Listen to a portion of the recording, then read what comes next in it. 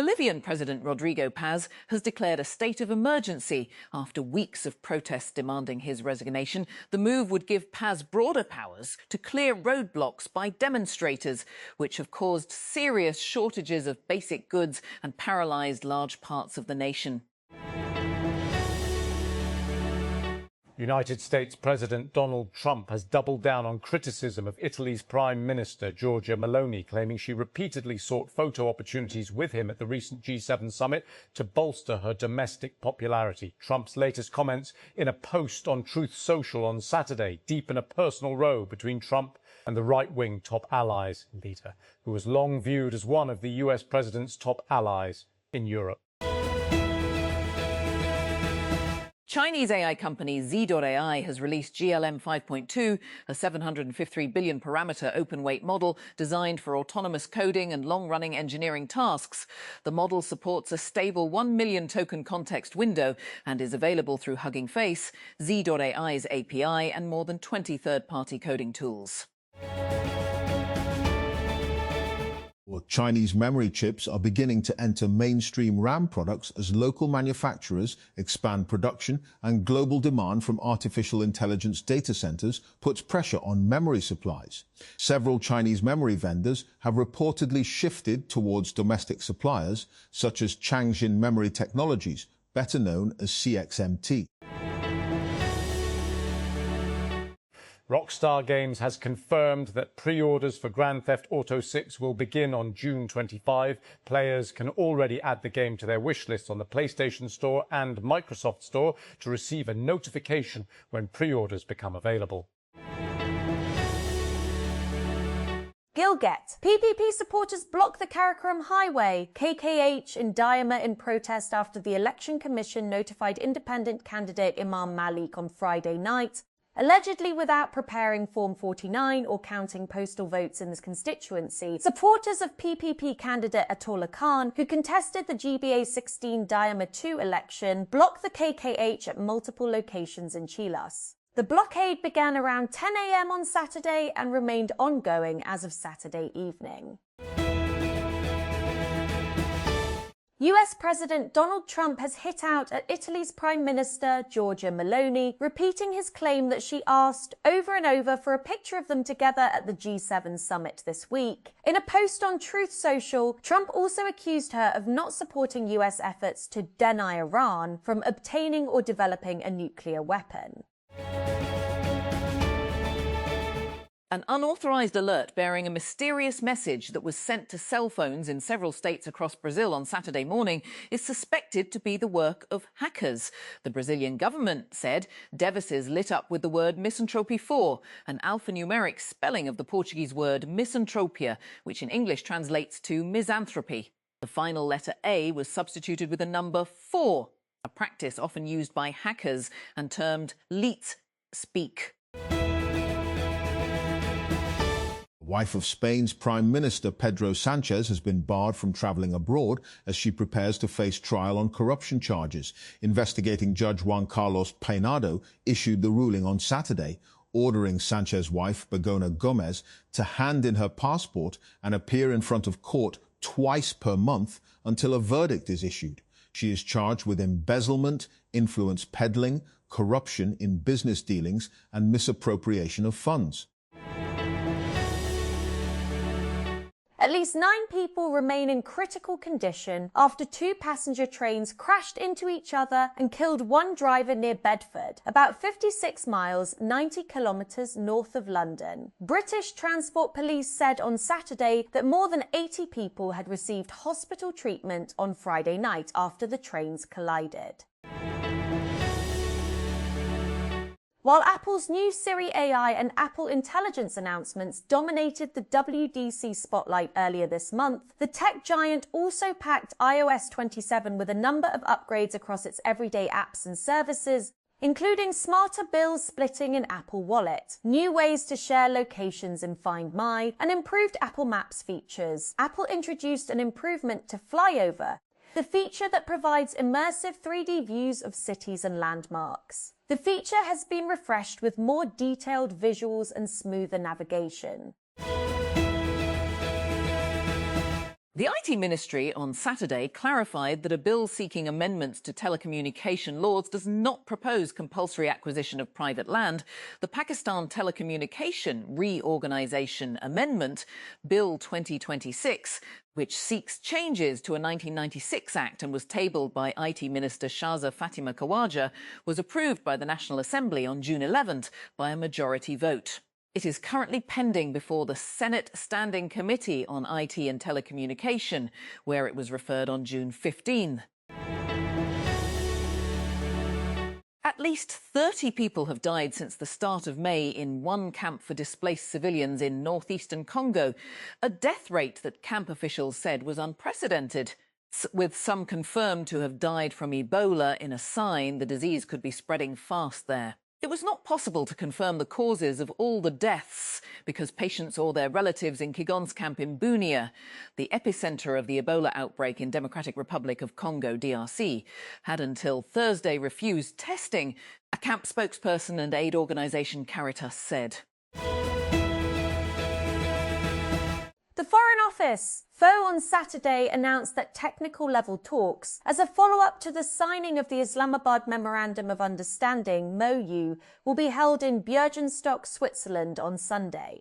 Thursday proved to be a red-letter day for Pakistan, as the country awoke to news of a long-awaited peace deal finally being signed between the US and Iran, heralding an end to the bitter animosity that has afflicted the Middle East and plunged the world into crisis for months.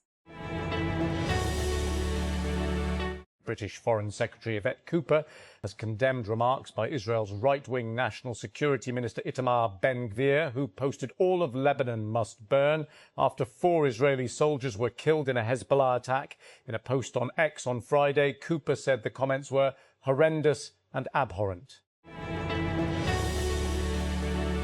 Tehran, Iran, Iran's supreme leader Mojtaba Khamenei's reservations about his country's interim peace deal with the United States have emboldened the country's hardline political grouping, which opposes any concessions with Washington. Iran's new supreme leader appears to have handed responsibility for the deal over to President Masoud Pezeshkian, a relative moderate who is now under fire from a more hardline camp that believes war with the US could restart soon.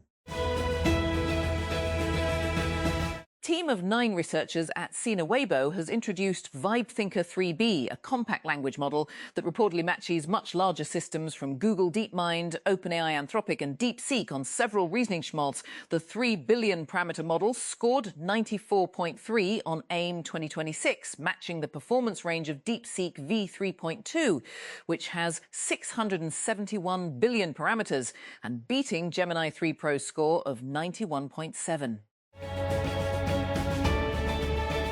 A strike by public transport operators in Karachi will continue after talks with police broke down, the head of a transporters union said on Saturday. The wheeljam strike has been observed in the metropolis since Thursday against electronic traffic challenges, heavy fines and other regulatory measures. 2026 World Cup will have 13 different kickoff times. You can use the Al Jazeera Sport widget to find out exactly when your team is playing in your local time. Who's Spain versus Saudi Arabia? What FIFA World Cup 2026 Group H match where Mercedes-Benz Stadium, Atlanta? When? Sunday, 12 p.m. local time, 16 GMT. How to follow? We'll have all the build-up on Al Jazeera Sport from 13 GMT in advance of our live text commentary stream. Top Ukrainian officials have said they are returning Polish awards after President Volodymyr Zelensky was stripped of Warsaw's top honor in a dispute between the Allies over World War II massacres. Zelensky's chief of staff, Kyrylo Budanov, Ukraine's ambassador to Warsaw, Vasyl Bodnar, and Foreign Minister Andriy Sybiha said on Saturday they would relinquish awards bestowed by Poland. Residents of Islamabad can now register births, marriages, deaths and divorces through the Pak ID mobile application without visiting Union Council offices, the Capital Development Authority, CDA, announced. The facility has been launched in collaboration with NAD-RR and the Metropolitan Corporation's Islamabad MCI and is available across all Union Councils in the Islamabad Capital Territory. Solar panel prices have started declining in Lahore, with rates falling by 4,000 to Rs, 9,000 for different panel categories. According to market sources, traders attribute the decrease to the recent cut in petroleum prices and expect solar equipment to become even cheaper in the coming weeks if fuel prices remain stable. The University of Okara has opened admissions for the fall 2026 semester under its self-support programmes. According to the admission notice, applications are being accepted for a wide range of postgraduate programmes, including PhD, MPhil, MS, MBA, Executive MBA, B.Ed and postgraduate diploma programmes. The university has stated that classes for these self-support programmes will be held on Friday, Saturday and Sunday, making them suitable for working professionals and students who want weekend-based study options. The last date to apply is 30th of June 2026. Interested candidates must apply online through the university's admission portal, as handwritten applications will not be accepted. Researchers from Renmin University of China and Microsoft Research have introduced Arbor, a framework designed to help AI agents improve complex engineering systems through cumulative learning rather than repeated trial and error. The framework organizes hypotheses, experiments in a persistent tree. While this allows the system to learn from verified improvements and failures while making verified improvements over time.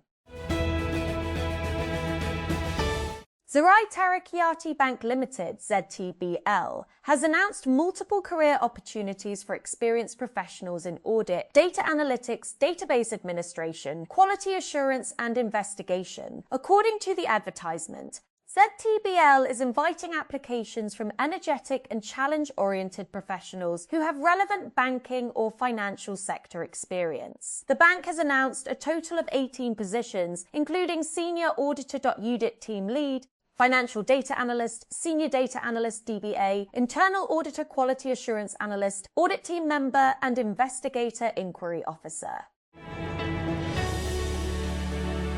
9 people remain in a critical condition following a train crash on Friday near Bedford, about 100 kilometres north of London, in which the driver of one of the services was killed. 2 passenger trains bound for London collided at around 5:15 p.m. local time, 9:15 p.m. PKT on Friday. The driver of one of the trains died at the scene. The Iranian football team began their World Cup campaign under the shadow of a war with the United States. They soon became collateral damage in the conflict, with strict conditions on their visas to the US and other difficulties. Now, as a peace deal emerges between the US and Iran, experts have asked what this could mean for Team Melli, as the Iranian squad is known, in the tournament, although World Cup hosts have been at war with other nations at the time of tournament. And Argentina was also in the midst of the dirty war during the 1978 tournament. There has not been a single case of an organiser being embroiled in a conflict with another participant, as is the case with the US and Iran. A German journalist who was detained in Syria has been released. Her family has confirmed. Eva Maria Michelman's brother told the DPA news agency she had arrived from Jordan on Friday, after being held since her arrest in the Syrian city of Raqqa on January 18.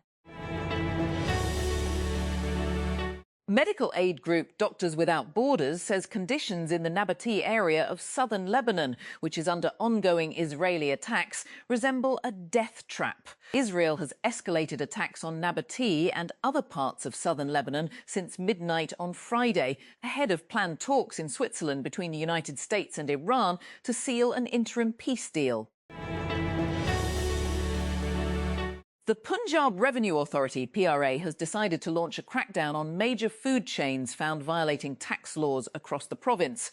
During a review meeting, PRA Chairman Moazzam Iqbal Sipra directed officials to take strict action against businesses that failed to comply with previous directives.